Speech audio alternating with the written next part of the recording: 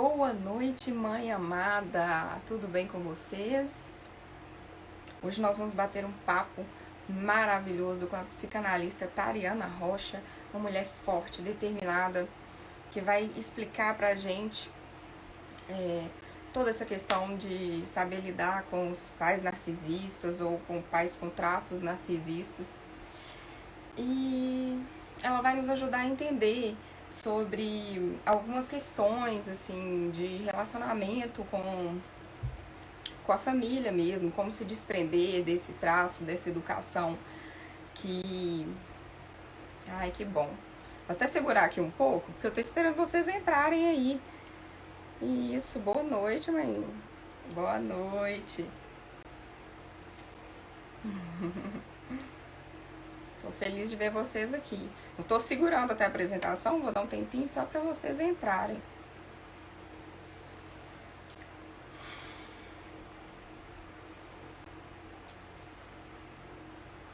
Eu não vou demorar muito não, porque eu quero já bater esse papo com a Tariana, ela vai explicar muita coisa bacana pra gente.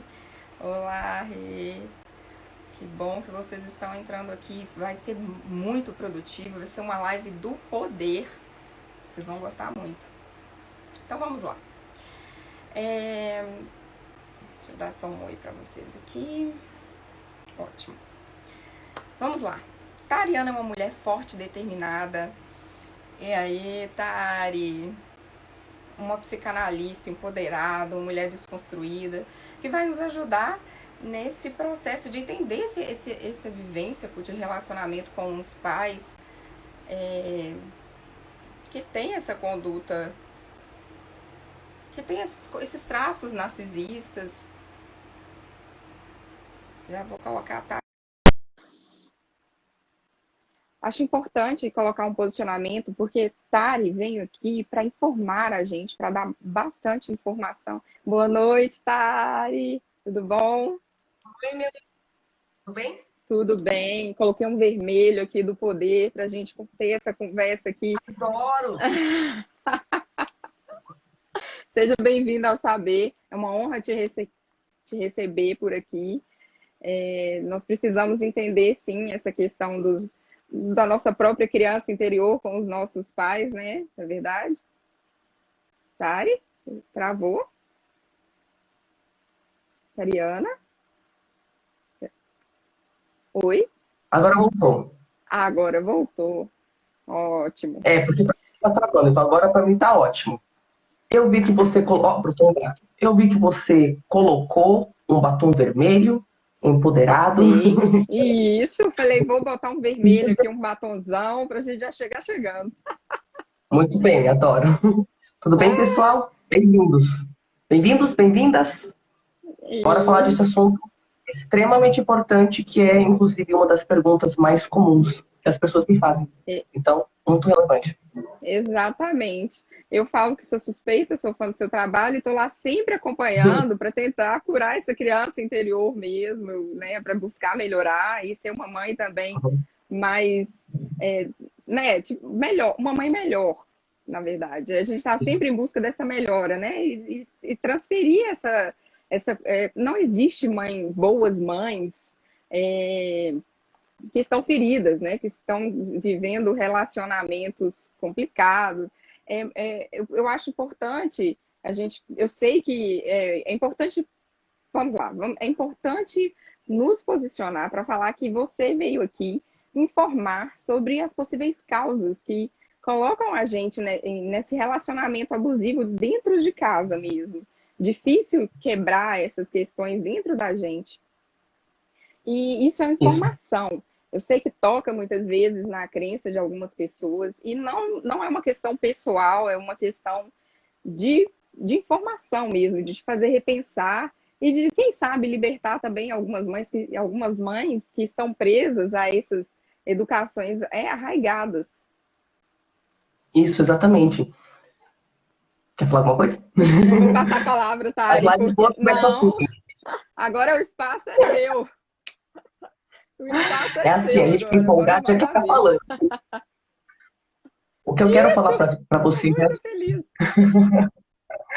é que a gente vai mencionar muitas coisas que provavelmente podem gerar um pouco de culpa, raiva, né? Até porque, por exemplo, eu não sou mãe. Então, às vezes, vocês pensam, quem é ela? Ela não entende essa experiência para saber por que que a gente faz essas coisas. Mas eu posso falar da minha história. Eu sou filha de uma mãe com o transtorno dela, não é? Com seus traços narcisistas patológicos. Eu estou falando aqui a partir não só da experiência dessa filha, de como que é ter uma mãe que está tão presa na ferida dela, que ela não consegue cuidar de você. Mas também eu vim falar com muita compaixão, com muito amor, porque dói tanto a gente entrar em contato com essas feridas, que se vier com julgamento a gente não consegue. A gente não consegue, né? Então a gente está aqui Exatamente. para. E eu. Pode? Pode falar, doutora. Não, eu ia falar assim, que eu te convidei e sinto muito honrada que você aceitou o meu convite, justamente para você trazer esse olhar de filho. Porque, aí, Minha participação filha. especial. Porque é difícil, a gente tem sempre o olhar como mãe. E eu falei, não, vou trazer a Tariana também, para ela passar para a gente esse olhar de filho, né? Que passou por Perfeito. isso, tanto que se a gente não cuidar da gente, como somos capazes, né, de cuidar dos Isso. nossos filhos? E aí, olha só, olha que interessante isso. Esse negócio de filho, da criança, né?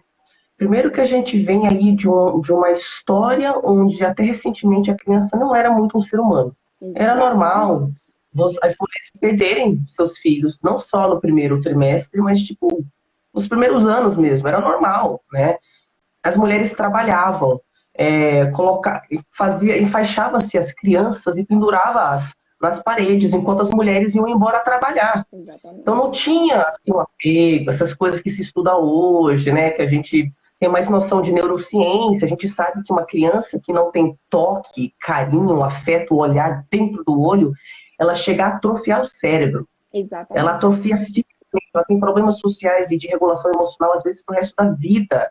Ela, sabe, ela não desenvolve várias capacidades. Então, de uma forma doida, o apego e o afeto e conseguir olhar para dentro da criança, estar presente para ela, para as necessidades dela. Por quê? Porque você se curou o suficiente para as Exatamente. suas necessidades estarem satisfeitas.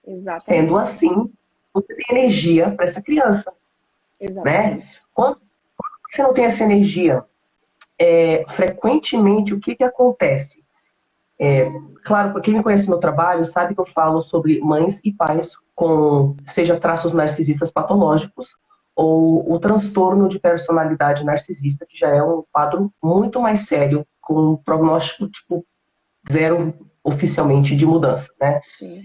E o que isso quer dizer? Isso quer dizer que tem as nossas feridas, os nossos traços que fazem com que a gente fique presa dentro do nosso mundo interno, né? Isso desencadeia uma necessidade de satisfazer as nossas necessidades, não é? De algum jeito. E aí o que que acontece? A mulher que já dentro da sociedade ela não tem exatamente permissão de, por exemplo, atuar plenamente no ambiente público, não é? A mulher é para dentro de casa. Uma boa mulher guia o seu homem, mas ela não precisa estar no palco. Né? Sempre essas mensagens do tipo, não busque fazer parte do ambiente público, fique nos fundos, apague-se, não sei o quê. Sim. Então, o que que a mulher tem dentro do poder dela? O lar. E onde que as feridas dela, a necessidade dela de poder pessoal, de ocupar algum espaço, de ter algum controle, não é, de receber alguma atenção, aonde que isso vai vazar? Em cima dos filhos. Verdade.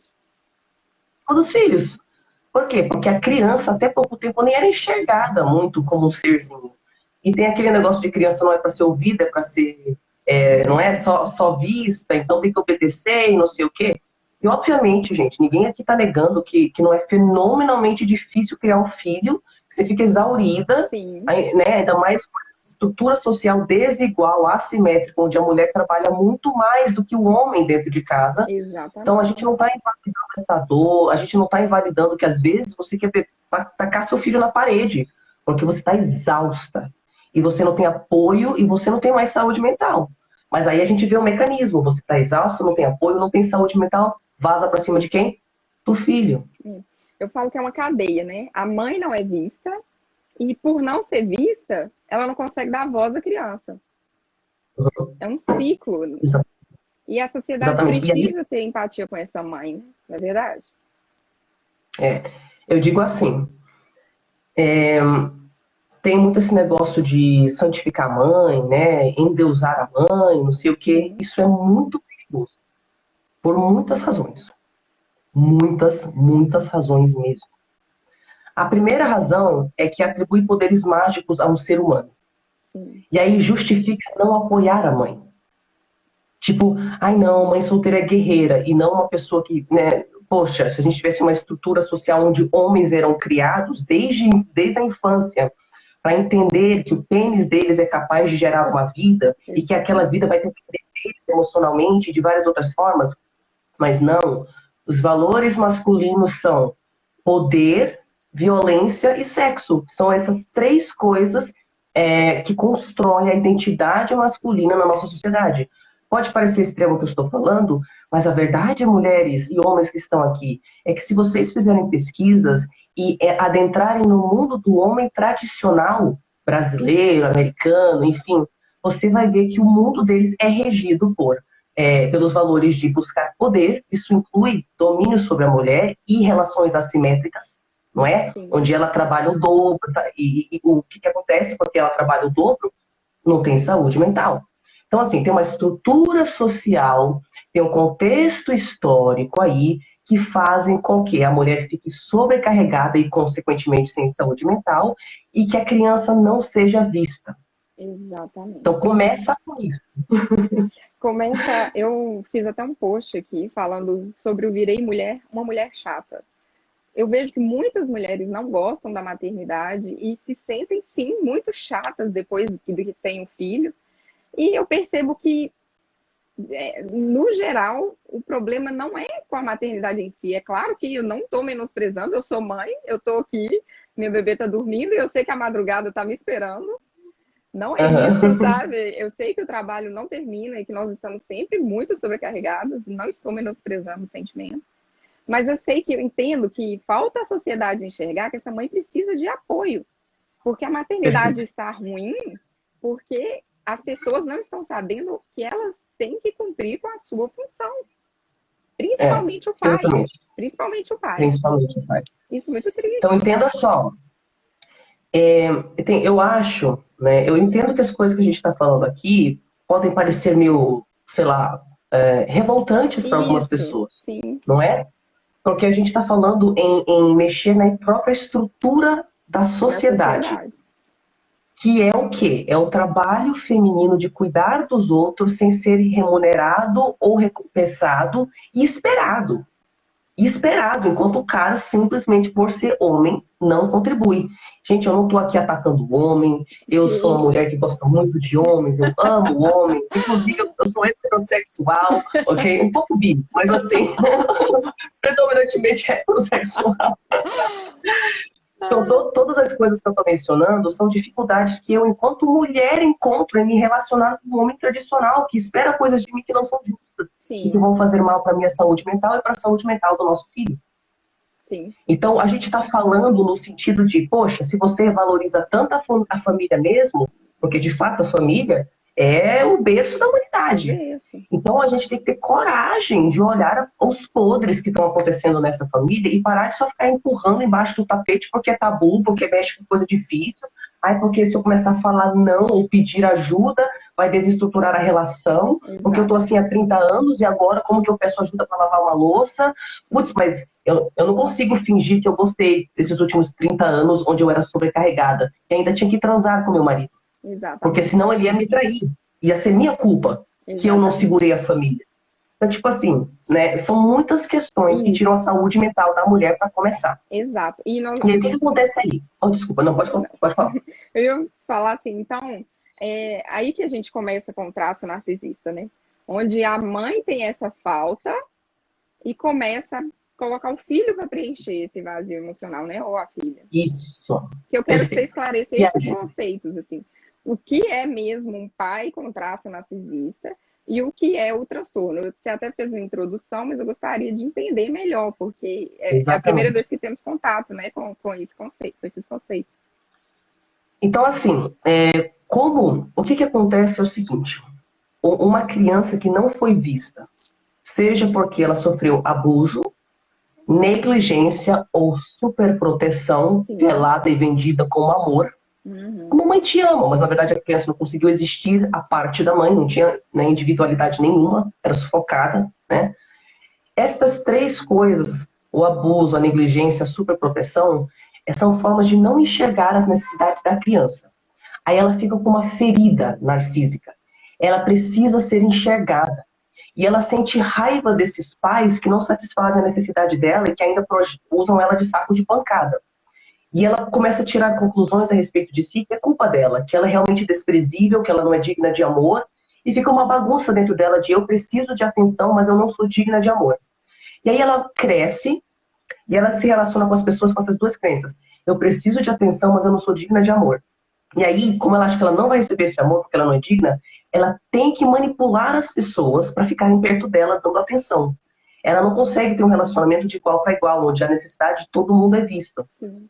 O segundo que você não está, tipo, fazendo, obedecendo ela, né? Aceitando só as escolhas dela, os valores dela, não é? É dando dinheiro se ela pede, ou se é o caso do pai, né, que está assistindo aqui agora, e entre outras coisas. Veja bem, essa pessoa que sente que não é boa o suficiente e precisa se sentir melhor a respeito de si, controlando os outros, porque daí ela sente um tipo de poder, não é? Ela também sente uma profunda inveja, porque pessoas mal resolvidas sentem inveja dos outros. É isso. Então ela tá tão presa na dor que ela sente inveja da criança. E aí coisas horríveis acontecem, do tipo, às vezes a criança é estuprada pelo pai, e em vez de proteger a criança, porque ela tem uma criança ferida cujas necessidades não foram satisfeitas, ela fala, sua vagabunda, para criança de 8 anos de idade. Você atraiu meu macho, umas coisas bizarras assim. Aqui a gente está falando do transtorno de personalidade. Sim. Já uns casos extremos, mas eu menciono porque tenho várias clientes com histórias assim. É horripilante. Ou então, tipo, essa criança entra na adolescência, uma mãe com traço narcisista, preciso ser enxergada, não sou adequada. Então eu tenho que apagar a luz das pessoas perto de mim, porque me incomoda tanto, que eu não quero que ninguém me lembre o quanto eu sou insignificante. Então a criança entra na adolescência, começa a criar peito, pegar corpo, começa a se preocupar mais com a opinião dos amigos, que é normal, né? Os adolescentes se preocupam com a opinião do grupo, não da mãe e do pai. Aí ela começa a sentir que essa criança está se tornando um indivíduo à parte. Vai parar de obedecê-la, vai parar de concordar com ela sempre que ela quer, vai parar de dar atenção para ela, não é? Vai parar de dar o dinheiro para ela, vai parar de deixar ela escolher a profissão, porque ela é frustrada na profissão, então você tem que seguir a profissão que eu não consegui. Né? Vai parar de usá-la como psicóloga, porque ela vai ter um namorado e uma família. Então, você vai ficar me dando atenção. E você tem que entender que o meu pai me largou quando eu estava grávida de você. Então, eu preciso que você escute como isso me deixou muito triste durante os últimos 40 anos. E aí você não consegue se libertar para ter uma vida à parte, porque a sua mãe vê a sua individualidade como você deixando de satisfazer a necessidade dela de ser vista e de receber esse amor que ela acha que ela não tem direito de receber. Então, ela te força a ficar. E essa já é a mãe com traço narcisista, a educadora com traço, não tem o transtorno, né?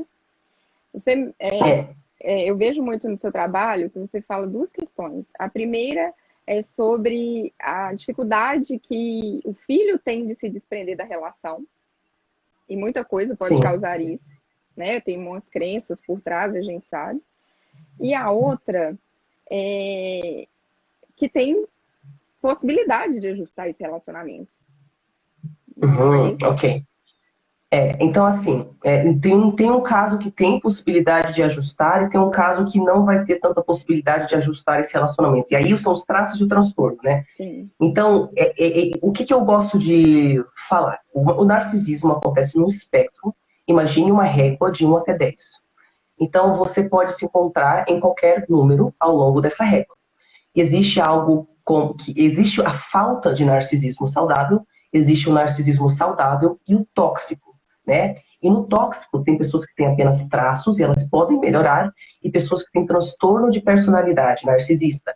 E aí não existe hoje em dia uma terapia que funcione, porque essas pessoas não se submetem a essa terapia, né? Então, assim, quando falta narcisismo, você é uma pessoa que acha que você não merece nada, Então você não pede atenção quando você precisa. Tipo, seu marido morreu e você não deixa ninguém acolher você, Entendi. sabe? Você está sempre cuidando dos outros.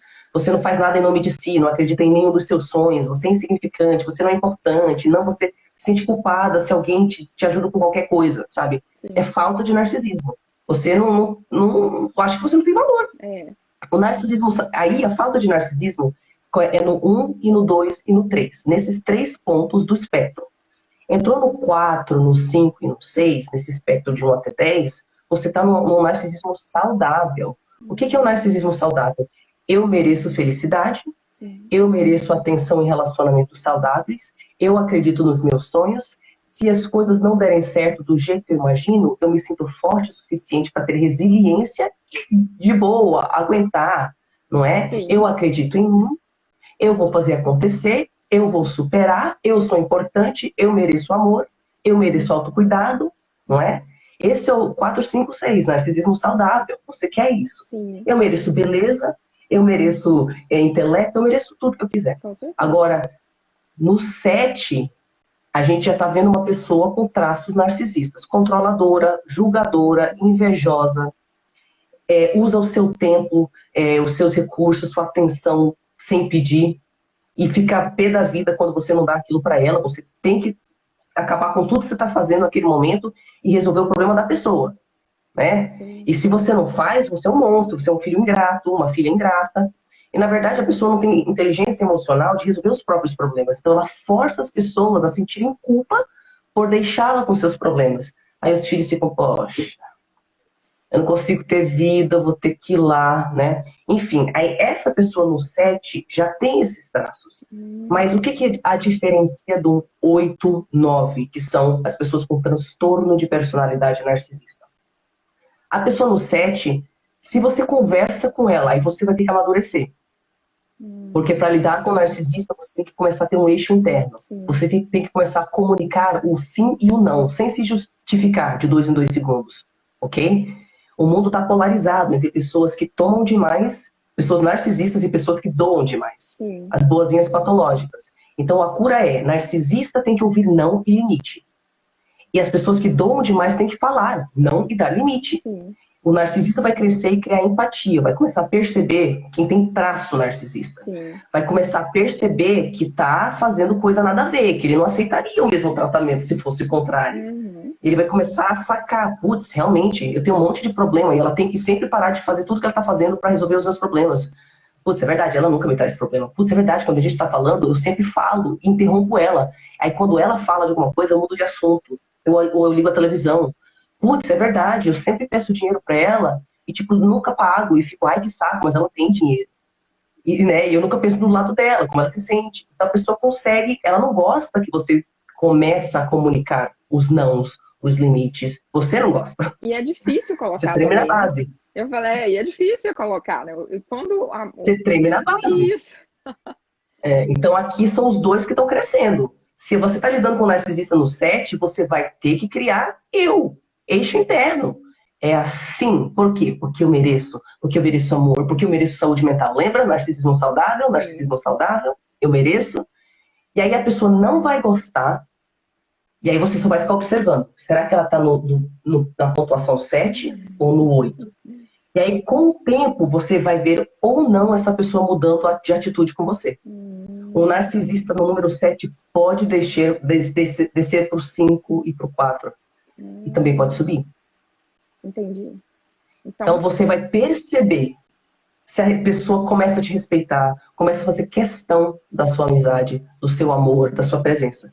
Se a pessoa fala, você está exagerando, foi só uma piada, você distorce tudo, não foi isso que aconteceu, você está imaginando coisas, nossa, você precisa de psiquiatria, você é louco, ou então tenta te humilhar, surta, usa raiva, tratamento de silêncio ou culpa, como você pode falar isso comigo? Eu tive uma vida difícil. A pessoa nunca assume responsabilidade sobre nada, e é tudo porque ela teve uma vida difícil. Se ela faz isso e não muda o comportamento, ela está no 8, ou no 9, ou no 10. 8 e 9 é o transtorno de personalidade narcisista marcado pela recusa da pessoa em assumir qualquer erro, porque ela não tem a capacidade de entrar em contato com a própria vergonha. Quando a gente comete um erro, a gente sente vergonha. E a vergonha é a sensação de ser inadequado. e ela não consegue. O narcisismo é uma defesa contra uma vergonha avassaladora. E para nunca, nunca, nunca sentir aquilo, ela fica no eu tô sempre certo, tu tá errado. Eu tô certo, tu tá errado. Eu tô certo, tu tá errado. E fica nisso, e fica nisso. E não consegue, não entra em contato, né? Narcisistas se curando, os 7 indo pro 6, começam a entrar em contato com a sua vergonha, com a sua culpa. Começam a sentir, começam a se perdoar, começam a ser humilde, pedir desculpas. Mas é um esforço do caramba. Do caramba. Eu vejo, assim, eu tenho relato de mães que falam que sofreram isso com as avós, né? Com as suas mães. E que hoje tem dificuldade de ofertar para o filho o amor, o apego, que eu tanto falo aqui, tanto por uma questão interna, tanto por uma questão da criança dela ainda estar ferida e não ter, né, não ter tido esse tratamento, quanto da avó sempre interferindo na educação do É neto, isso. principalmente quando moram juntas. Isso, E, isso. o que você dá de dica para, por exemplo, como você falou para colocar limites, né, saber dizer não, para tentar mudar a postura. Mas e se isso não acontece, a postura do amadurecimento dessa mãe é realmente terminar esse relacionamento, é se afastar? Porque isso a gente tem crenças que nunca podemos nos afastar dos pais, né? Isso, você entende? É muito difícil Sim, assumir assim, nossa, meu claro. pai e a minha mãe erraram, agora eu preciso manter distância. E isso eu acho É muito difícil. muito difícil. Precisa sim de um tratamento por trás desse filho, ou para ele conseguir colocar esse limite, se afastar. Eu falo que todo mundo precisa de terapia, né, na vida, para entender os próprios, equilibrar as próprias questões e para efetivamente educar um filho livre, né, da própria carga interna. Isso é muito difícil. Eu falo que todos nós viemos de uma educação rígida, porque, como você disse a princípio, a criança não tinha nem voz, né? Ela não tinha nem voz.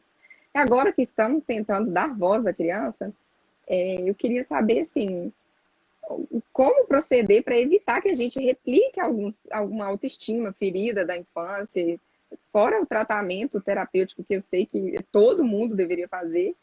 Tem alguma coisa assim de identificar mesmo, nossa, essa minha conduta é narcisista. Como eu faço para melhorar? Então, assim, nós temos muitas crenças a respeito de maternidade, a respeito do que é saudável, a respeito do que é amor, que quando você para analisar, são crenças narcisistas, tá? Então, nós temos, por exemplo, na nossa sociedade a gente fala de honrar pai e mãe. E, poxa, a minha interpretação de honrar pai e mãe é pegar essa vida que eles me deram e, tipo, transcender todos os limites e curar minha linhagem, porque aqui eu vou fazer diferente, eu vou viver uma baita vida, e se minha mãe sofreu, eu não vou sofrer. E aí, o que a gente interpreta? Não, isso é uma traição. Você não pode ser feliz e saudável e, tipo, ter sucesso, a tua família tá lá se lascando. Exato. E aí, o que a gente faz? A gente diminui a nossa luz para pertencer. Porque isso é uma necessidade psíquica humana. Por quê? Porque você pensa desse jeito desde que nasceu. Porque você realmente dependia 100% dos seus pais. Você não é um cavalo que depois que você nasce, algumas horas você tá lá, né, correndo. Vai ser anos para você ser independente. Então, é vida ou morte se você não pertencer. Por isso que eu digo que é uma necessidade psíquica. Você vai baixar o seu sucesso pessoal para pertencer, não é? Então, assim, o que acontece nesse processo aí? A mãe nunca se torna desnecessária. E a gente acha que a mãe a gente acha que quando a mãe fica, oh, meu filho, eu vou escolher a sua roupa e eu vou fritar o seu ovo. E o filho tem tipo 45 anos de idade e nunca fritou um ovo na vida, sabe? E não sei o que. A gente acha que isso é amor. Sim. Eu vou explicar o que isso é. Claro, gente. Eu sou uma pessoa amorosa e generosa. Eu não tô falando pra você ser uma escrota, fria, não é nada disso. Sim. Eu tô falando pra gente começar a discernir o que é tóxico e o que é amor, tá? Então, Exato. veja bem. O que acontece com essa mãe ferida, que não tem um senso de eu, que se sente insegura o tempo inteiro? Ela vai infantilizando, não é, os filhos para mantê-los presos a ela. Por quê? Porque ela não tem rede de apoio social. Aí começa a se perguntar, você, mãe aqui, você tem rede de apoio? Quando você está se sentindo só, Com o que você fala com seu filho? Para pensar. Se o que você acha que é amor entre mãe e filha, não é você, na verdade, se escorando em cima do seu filho e compartilhando coisas que ela não tem estrutura de entender. Exatamente. Então, começou a ver os seus traços narcisistas aí, né? Criança, Então, beleza. criança tem que ter o Então, direito de ser criança, né? Não pode ser tem roubada que a ter o direito de infância, ser. porque as coisas, o contexto Isso. está difícil, né? A criança tem que ser preservada. Isso é tão sério que até hoje os pais batem nos filhos, a gente sabe que bate ainda, porque é em nome de um amor, eles se sentem legítimos. É difícil. Isso, exatamente. É um amor que legitima o abuso físico e emocional. Exatamente. Aí outra coisa, você tem que preservar a infância da criança, você sendo adulta e você satisfazendo as suas necessidades com outros adultos. Exatamente. E o contato que a criança tem com você é um contato onde você cria uma bolha mágica no mundo de fantasia, onde tudo é amor. E aos poucos, de forma didática e de formas lúdicas, a criança começa a ter contato com realidades da vida, como a morte, como não sei o quê. Sim. E não de um jeito bagunçado, porque você fica vomitando as suas emoções em cima dela. Exatamente. Aí ela consegue criar esse conceito dessas coisas pesadas na vida com o seu amor e o seu apoio, você, né, estando com as suas necessidades supridas. Outra coisa, você tem que preservar a infância dessa criança, mas você também tem que preservar a fase adulta dela. Aí o que muitas mães fazem? Putz, se minha filha conseguir um emprego, ela sai de casa. Se ela sai de casa, eu vou ter que ficar com a minha própria companhia. Eu não posso fazer isso, né?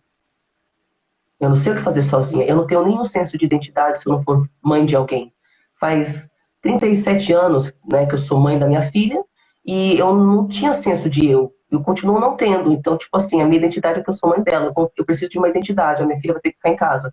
Aí a mãe não ensina nada pra filha, não fala pra filha que ela não vai conseguir os empregos, que ela é muito burra, que sabe, ela não dá conta. E isso tá vindo. Ou então ela infantiliza a filha falando, isso é amor. Não, deixa que a mãe frita seu ovo. A filha lá com 37 anos de idade. Ela não ensina para a filha as coisas que fariam ela se tornar desnecessária. Porque uma boa mãe se torna desnecessária. É isso. E é isso que a narcisista não quer. Exato. Ser desnecessária. Porque daí ela vai ter que aturar a própria companhia e ela se detesta. E ela vai ter que descobrir que ela é um grande vazio e não uma identidade. Exato. Eu falo que Né? a nossa sociedade querem que os bebês se tornem independentes quando eles precisam de uma base de apego. E os adultos que deveriam ter vindo com toda essa carga de apego para que já se tornasse independente, para que corresse atrás das questões pessoais próprias, porque já é um adulto capaz de responsabilidades e tudo, começa a infantilizar por uma questão de dependência, porque tem uma diferença Perfeito. entre apego e dependência. A criança, ela tem que ter apego e nada do que você fizer pela criança, colo, cama compartilhada, amor, amamentação, que é o tanto que eu falo aqui, nada disso prejudica o bebê, mesmo dado em excesso, mesmo a criança necessita disso, é sobrevivência, isso é nossa genética, isso é ciência. Já o adulto, a coisa muda de figura. Nós educamos com essa base emocional estável para justamente na hora certa ele saia e tome os rumos e a gente, cada dia que passa, se torne mais desnecessárias. Essa é a nossa função. Eu falo que educar filho é um altruísmo puro, porque você não pode querer alguma coisa em troca, ainda que eles virem adultos. Nem o seu padrão, nem o padrão de vida que você escolheu para eles. Meu filho vai ser assim, assim, assim, assim. Não é isso, eles não estão aqui para suprir, tipo, eu não fiz isso quando na minha vida, meu filho vai ter que fazer por mim. Não é isso. Isso. O seu filho não deve nada a você. Não deve nada. E você deve tudo ao seu filho, porque você trouxe ele ao mundo. Exatamente. Isso não quer dizer que você se apague. Exatamente. O que nem a sociedade vende essa ideia. Vamos separar isso aí. Sim, com certeza. O que eu Vamos separar isso aí. altruísmo puro, eu estou incluindo o pai que também colocou. Eu estou incluindo uma rede de apoio que tem que olhar para essa mãe que fala, não, essa precisa descansar, precisa dormir. Eu sempre falo isso. A maternidade vem pesada porque eu falo que é um jogo de futebol. Cada um tem sua função. Tem um goleiro, tem um zagueiro, atacante. E todo mundo joga em cima da mãe a função de todo o jogo, de toda a sistemática. Exatamente. E não é Exatamente. assim que Ó, funciona. só para o povo não ficar sem resposta, é Sim, porque são coisas, não, a gente vai batendo sim, papo, eu quero puxar pro puxa a negócio linha. dos vós, das vós, dos avós narcisistas. O que que eu Sim, faço, né? Então, é assim, eu falei que uma boa mãe se torna desnecessária. sim, Se ela não se tornar desnecessária porque ela te ensinou as coisas para você ir para o mundo, então você vai ter que tomar o passo de fazê-la ser desnecessária para você. E quando ela se tornar emocionalmente e financeiramente desnecessária para você, isso não significa que você despreza, que você a maltrata, é que você dá conta das suas necessidades sem exatamente. precisar das coisas dela. Da aprovação, do amor, da atenção, do dinheiro, dos conselhos, do não sei o quê. Você queima as pontes. Sim, Porque você sabe que quando você utiliza a atenção, o apoio social, porque você tem ansiedade social, então você não tem amigos, então você fica no único relacionamento tóxico que você tem com a sua mãe. Então você tem que identificar aonde que você está presa emocional e financeiramente com a sua mãe ou seu pai. E você tem que fazê-la ser desnecessária. Então você vai aprender habilidade de adulta. Além da terapia, você vai aprender a escolher um emprego que você curta, que banque as suas necessidades, não sei o que. Ah, mas é muita coisa, eu não quero ser uma adulta. Gente, tem uma dinâmica aí. Para ter um abusador, tem que ter uma pessoa que está se permitindo ser abusada. com E é certeza. claro que no início a gente não percebe que a gente está sendo abusado. Então, eu não estou culpabilizando as pessoas que falaram: poxa, mas eu tenho 53 anos de idade, só descobri agora. Eu sei que não tinha essa informação. Até 5 anos atrás não tinha essa informação na internet, em Não é mesmo? português. Entendeu? Então, tipo assim, 6 anos atrás, enfim. Então, tudo bem, a gente está descobrindo agora. Mas o quê? Faça uma lista da onde a sua mãe é necessária ainda e vá aprendendo as habilidades sociais para você desapegar do amor tóxico dela. Vá aprendendo as habilidades de cuidar da sua casa para você não precisar que ela faça as coisas por você. Vá se tornando uma adulta. Quando você se for uma adulta, você vai olhar para sua mãe fazendo alguma coisa com os seus filhos e aí a natureza vai ser restabelecida dentro de você. E a natureza é de uma leoa protetora. Entendeu? Aí Sim, você vai defender a sua prole. Mas se você não é uma adulta, você. Porque eu ainda espero o amor da minha mãe, porque minha mãe ainda me ajuda. Gente, eu sei que, particularmente nessa pandemia, muita gente voltou para casa da mãe, com filhos, sabe? Quanto com depressão, saindo de relacionamento tóxico, a gente não tá aqui para culpabilizar você. A gente quer incluir você e falar diretamente com você nesse diálogo. Mas eu preciso falar a realidade qual ela é, para você se preparar para a jornada de libertação, porque ela é longa e ela é dura, mas ela é possível. sim, Ela é possível. Então você tem que fazer sua mãe se tornar desnecessária e você naturalmente vai conseguir proteger os seus filhos. certo. Agora eu queria que você tocasse num ponto, tá, que a gente já até conversou um pouco, que é a questão do relacionamento. Os pais que vivem uns relacionamentos, eu sempre falo que os pais que vivem em relacionamentos que não são saudáveis dentro de casa, eles prejudicam mais os filhos emocionalmente do que se uma mãe solo, por exemplo, igual você falou, né, que arca com todas as questões psicológicas, financeiras, todas. Então, eu queria que você Exatamente. falasse um pouco sobre isso, porque realmente quando se tem um parceiro atuante, um pai participativo, que sabe a função dele, cumpre isso com destreza, fica mais fácil. Nós conseguimos espaço também para as nossas coisas. Mas, assim, é uma coisa que tem que ser mudada na base. A mulher não tem que ficar esperando o homem acordar um dia e falar: nossa, agora sim eu me tornei um cara responsável. Eu vi relatos, quando eu falei de relação sexual pós-filhos, relatos de mulheres falando assim: ah, nessa de que eu não tinha que transar, eu levei chifre, fui traída, ou então vou lá fazer, né, o ato para não ser Para deixada, segurar a para relação, segurar a sim. relação. E eu acho isso E, muito tóxico, e assim, 90% das mulheres num puerpério, que já é difícil, pensam. Quem nunca pensou isso? Quem é mãe aí nunca pensou isso? Nossa, será que meu marido vai me deixar aqui, ó, por conta da criança, cheio de hormônio, às vezes uma depressão pós-parto, um baby sim, blues? alguns traem mesmo, porque eles foram criados para achar que você tem que dar. Função de mulher é satisfazer as necessidades. Alguns não, muitos. E agora eu vou falar um negócio que agora vai ser uma bomba. Vixe, Se foi tabu até aqui, minha gente, vamos quebração total de tabu. mas eu falo com amor. Tudo que Sim. eu falo com amor, né? A Então, ideia, a em ideia é inglês é fazer repensar, né? É ter isso. essa informação, né?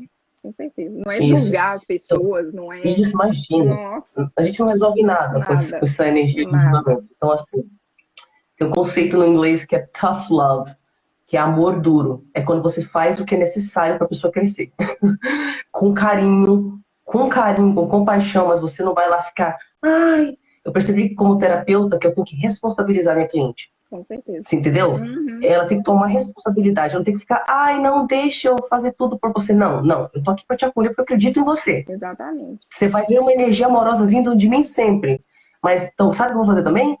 Quando você acha lá que você não consegue, que você vai ter que desistir, eu não vou validar para você que você não consegue. Vou ficar, tipo, Aham, esperando você tomar o próximo passo. Então, exatamente. assim, a bomba é o seguinte: Aham, veja bem, para homens, eles acham que se a mulher tá lá transando com ele, é função dela ou porque ela quer, né? Ele não reflete como isso impacta ela. É simplesmente esse machismo existe. A masculinidade é baseada em dominar mulheres. Isso começa, sim. começa sexualmente, objetificando mulheres, né? E aí o que acontece? Do nosso lado, nós somos ensinadas que o nosso valor enquanto mulher, para você ser considerada uma mulher, você tem que ter duas características. Primeiro que você tem que focar muito na sua beleza. Você tem que, tipo, né, se você for uma mulher que não pinta as unhas, não faz a sobrancelha, tem barba, você vai ser duramente criticada, né? Então, eu fui criticada, porque eu cresci nos Estados Unidos, e eu falei sobre isso hoje na televisão, eu estava na televisão, que é, quando eu cheguei no Brasil, era uma pressão das mulheres, tipo, nossa, eu acho que você é lésbica, porque você não pinta as unhas, porque você não solta o cabelo, porque você não usa saia curta, porque não sei o quê. Então, para você ser considerada mulher no Brasil, você tem que já fazer um monte de coisas estéticas. A outra coisa para você ser considerada mulher no Brasil é que você tem que abrir mão das suas necessidades e colocar as necessidades dos outros à frente das suas sempre. No Brasil, uma boa mulher perdoa, aguenta todo o sacrifício, trabalha o dobro, não reclama, cuida da família. Exatamente. O cara trai, mas ela fica lá. Porque ela não tem identidade, mas o filho está bem cuidado, porque não sei o quê. A mulher coloca todo mundo na agenda dela, menos ela mesma, né? Essa é a boa mulher do Brasil. Então, o que acontece? Além disso, a gente é ensinada que nós somos responsáveis pela manutenção dos relacionamentos. A mulher cresce pensando em casar, em ter um filho. Homem, pergunta para os homens, se você tiver essa coragem, quais são seus, tipo, quais eram seus sonhos quando você era adolescente, um jovem? Ah, eu queria transar com muitas mulheres, ter um carro e Isso, dinheiro. É só isso, é literalmente nada além do que isso. Quase ninguém, menos de 10% vai falar, eu pensei, eu vou ser o melhor pai que alguém pode ter. Eu vou ser um homem de família. Eu vou estar lá com a minha esposa, ó, juntinho com ela, sabe? Você não vai ouvir isso de quase ninguém. não? Então, o que acontece? Nós criamos homens para buscarem sua validação em cima de quantas mulheres eles transam, poder e violência. E Sim, mulheres para buscar relacionamentos com homens. Aí os caras que não têm o mesmo valor de relacionamento não levam tão a sério quanto a gente. Toda a nossa identidade está envolvida nisso. Aí o que acontece? A mulher está lá, dentro do casamento. Ela sabe que a identidade dela vem de cuidar dos outros, de ter sido escolhida por um homem para formar uma família. sim. E ela sabe que o cara foi criado de outro jeito. Se ela não der para ele, ele vai traí-la. Aí ela vai para a cama com ele, né? Vira lá de lado, deixa ele fazer o negócio lá. Sendo que, se ela falar não, ela pode ter medo de perder a família, o relacionamento, ser julgada pela mãe. Por que você não deu? Era mais fácil virar de ladinho e colocar um KY. Ela vai perder o senso de identidade, porque quem é ela se ela não for mãe? Agora eu te pergunto, a bomba é o seguinte: que consentimento é esse? Que consentimento é isso? Isso não é uma violência? É uma Não violência. é só dar no casamento. Não é. A mulher, ela é pressionada, ela vai perder toda a vida dela se ela não transar. Então isso é muito sério, É gente. Isso é muito muito sério. sério. Eu falo E é uma violência. eu falo que se não tiver. E outra coisa, assim, é uma coisa que vem da educação. Igual você falou, Sim. as mulheres já são cobradas nesse início. Elas já são cobradas. Eu fico olhando, assim, alguns desenhos que são direcionados a meninas, já tem uma forma. Tem uma questão cultural em cima também. Uhum, E uhum. independente de se a pessoa é ou não a favor de identidade de gênero, igualdade, essas coisas, eu acho que está na hora de começar a pensar na humanidade da criança e de Isso. como que isso pode refletir na vida adulta dela. É isso. Esse mesmo cara que vai ter dificuldade de ser pai quando a responsabilidade chegar, é aquele menino que escutava, engole o choro, vira homem, sabe? É aquele menino Isso. que os pais não deixavam expressar os sentimentos porque tem que ser forte, tem que ser durão. Eu fiz Perfeito. até um post sobre isso hoje, falando exatamente assim. Falei, querido filho, você pode pedir ajuda, você pode chorar, você pode se expressar, porque é difícil imaginar que o machismo é muito pesado em cima da mulher, super sobrecarrega, mas o cara nem entende. O que que é? Não entende? Eu falo isso, sabe? Às vezes falta essa doutrinação mesmo, falta ensinar esse cara desde o início de que quando ele casar, quando ele tiver. Porque eu falo assim, Dari, a vida, todo o relacionamento que ele tem com as mulheres pode ser tudo superficial, e para as mulheres, ok, mas quando vem responsabilidade também de um relacionamento sério, dividir uma vida, ter um filho, casamento, ou muitas outras coisas, os caras não lidam com isso, não tem maturidade. A sociedade ainda fala, é porque a mulher amadurece antes do que o homem, não é? Então, Não é, que é porque ela é responsabilizada pelas relações, enquanto o homem é literalmente zero instruído emocionalmente, em exatamente. termos de cuidar dos outros. Então, assim, eu sei que talvez algumas pessoas na live estão pensando, ai, por que que tá falando de sexo? A gente tá Viajou. falando de robô Não, narcisista, não sei o quê. Não, gente, tem estamos um falando contexto cultural aí que afeta a saúde mental das das mães. mães. Aí elas usam os filhos para tapar o buraco. Então a gente tem que falar de todas essas coisas para a gente É, entender por que a gente está tendo traço narcisista, né? exatamente. E a sua mãe já veio de outra geração, ela não se curou. E a avó dela também não se curou. E aí, ó, Quebrar esse ciclo né? é dificílimo se não tiver alguém que Isso. vá lá se curar e falar, não vou replicar isso nos meus filhos.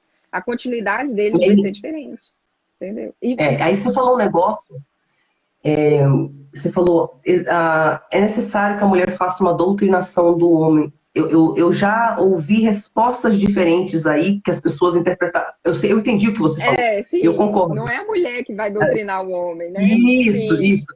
É assim, tem uma raiva aí, né? Porque quando você vê aquele cara lá não fazendo nada, ainda te traindo, você sente isso, raiva, ressentimento. Então tem uma raiva que vem, que é assim, tipo, já faço tudo isso, acho que vou ficar ensinando o homem? Vou ficar exato. ensinando o homem alguma coisa? Isso não Não, é responsabilidade minha? O cara tem que isso, aquilo. Eu concordo que é responsabilidade de todo homem estudar assuntos de mulher e de toda mulher estudar assuntos de homem. sim, Mas na prática, os homens acham mimimi é isso. quando uma mulher pede igualdade, eles não entendem, né? Então, assim, lembra que eu falei que o mundo está polarizado? Nós temos, por um lado, pessoas que tomam demais, pessoas com traços narcisistas. E nós temos, por outro lado, as pessoas boazinhas patológicas, que Maduras, doam demais. Esse equilíbrio vai ter que ocorrer numa dança, numa dinâmica. A sim, pessoa aqui vai ter que entrar em contato com a vergonha dela toda vez que ela ultrapassa limites e vai ter que pedir desculpas e mudar e ficar e pensar no outro. E você vai ter que criar um eixo e falar é assim e é assado, entendendo que ele não é uma mulher, ele não foi criado desde a infância a perceber detalhes. Então, por exemplo, você precisa que ele lave a louça. Não fica só chateada que ele não lavou, que ele não adivinhou. Fala, exato. meu amor, vamos combinar que você sempre lava a louça se eu cozinhar. Pode ser, e que isso seja feito logo depois do almoço, né, porque senão, Sim, tipo assim, deixa 2 dias lá para você lavar, para sim. dar migué. E aí, tipo assim, a primeira vez ele vai dar um miguezinho, vai esperar 6 horas para lavar. Aí você vai ter que ir lá e falar, meu amor, o que que a gente combinou? Quando você combina uma coisa comigo e depois você não faz, e aí eu vim aqui falar com você, eu me sinto desrespeitada, sabe? Né, se você precisa de mais tempo, vamos dialogar, e não você passivamente decidir outra coisa. Enfim, você dialoga e dialoga e dialoga, e toda vez que você termina a base, ele não vai gostar, e não sei o quê. Mas esse é o treino. É, Isso também vai ajudar você a ter mais saúde mental, porque as coisas vão ficar mais iguais. Exato. Aí você vai pesar menos em cima dos seus filhos. Veja a sua vida social. Isso aqui eu tenho que mencionar porque eu não sabia como era comum problemas de conseguir uma rede de apoio saudável até eu começar a fazer esse trabalho. Porque eu certamente tive, quem conhece o meu trabalho sabe, eu tive muitas sequelas sociais.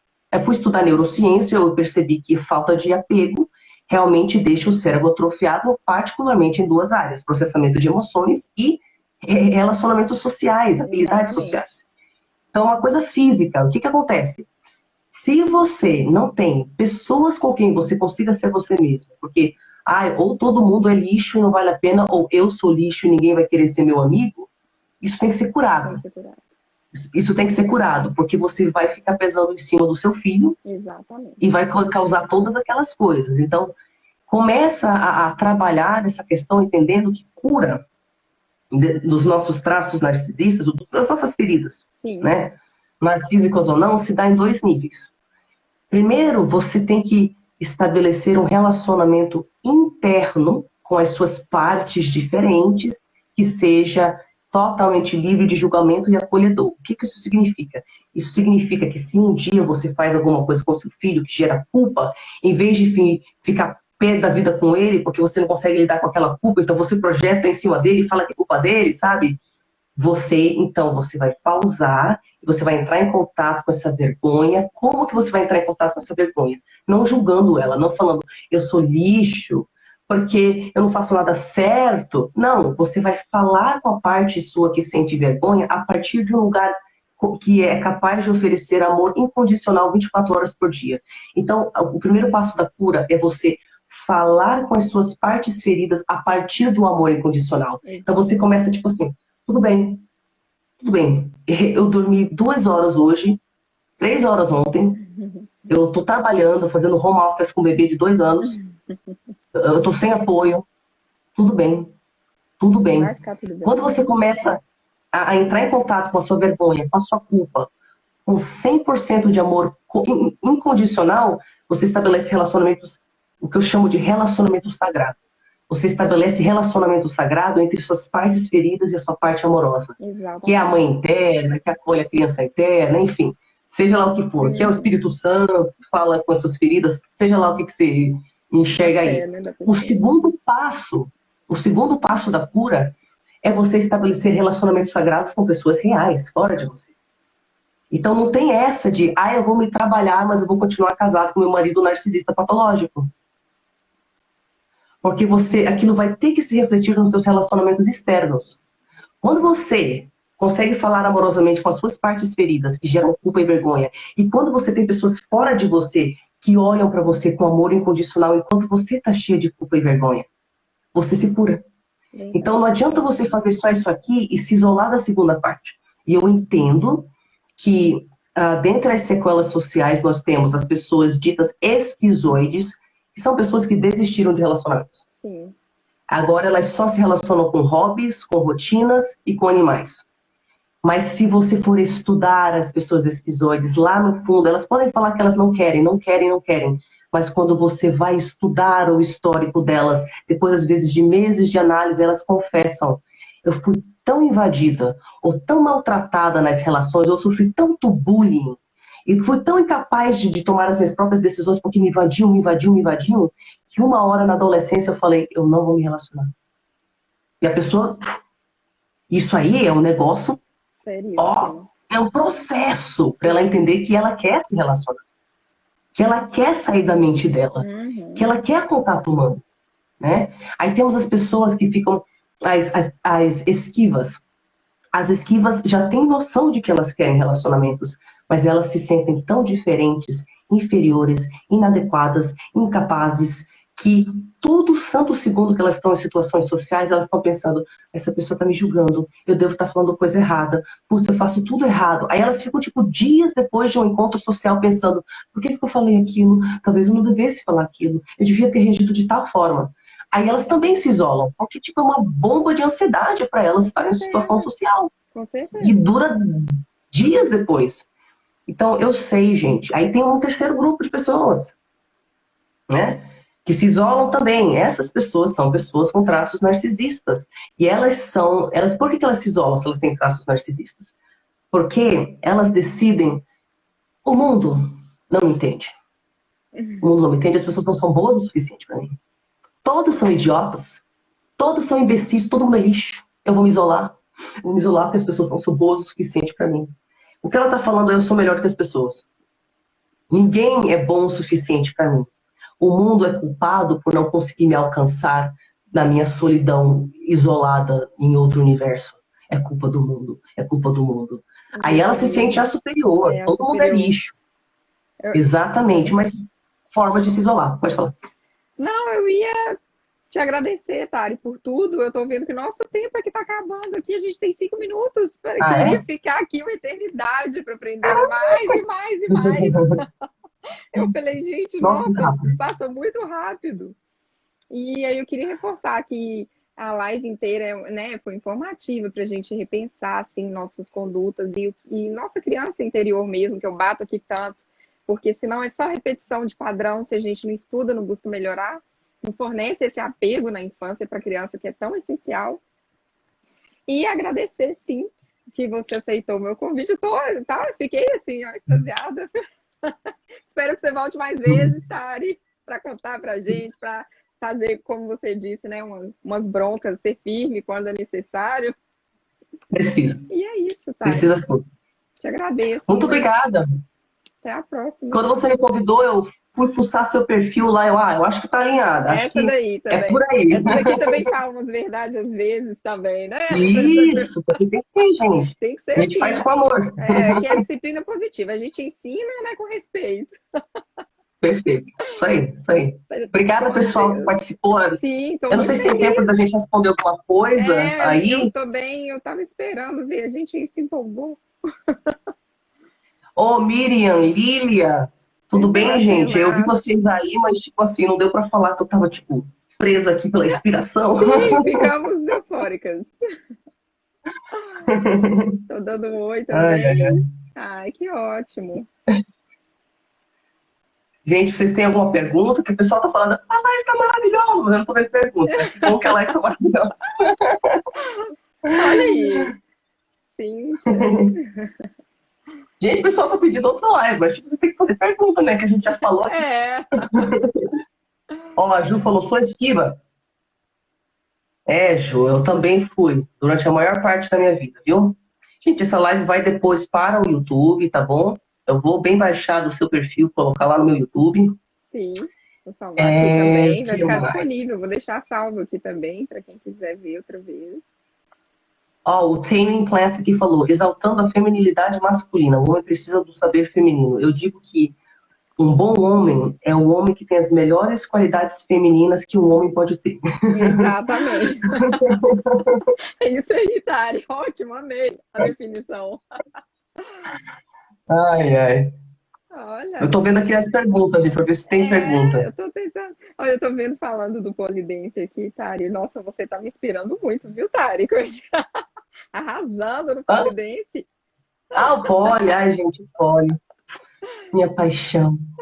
Meu xodó. Tá me inspirando, é uma parte de eu tô pensando aqui em fazer também, né? Quem sabe a gente se reconecta. Eu acho que é pouco, eu adoro. Tem um povo que às vezes me manda uma mensagem assim timidamente, né? Porque eu tenho assistentes para responder minhas mensagens, porque eu não dou conta realmente, não consigo trabalhar sem responder.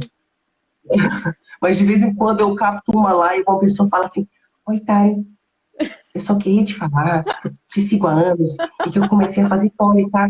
Tá aqui uma foto minha da minha primeira aula. E a pessoa lá na barra de polidense. Vai ser eu, tá? Discretíssimo.